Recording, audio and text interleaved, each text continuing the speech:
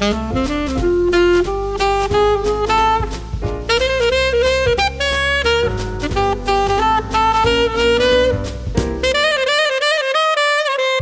guys, it's Paul from Online Sax Academy. In today's lesson, we're doing the tune Honeysuckle Rose. As ever, we're going to be doing it at 3 different skill levels for beginners, intermediates, and advanced level players. Honeysuckle Rose was written by Fats Waller in 1929, and it's been recorded countless times since then, so there's loads of great recordings you can check out. It's one of those melodies that lends itself really well for changing it around and putting in your own variations. And this melody also sounds great at all sorts of different feels and speeds as well. So for this beginner version, we're taking it at a nice medium swing tempo, and we're just going to be focusing on the melody. Now there is also a short 4-bar introduction, so the original melody actually starts from measure 5. Now you can also get the free PDF and the backing track for this beginner version, and the link to that is down below. We're doing this in the standard key that you'll also find this being played at jam sessions as well, which is in concert F major. So that's D major for alto saxes and G major for tenor saxes. Alright, so here is this beginner version.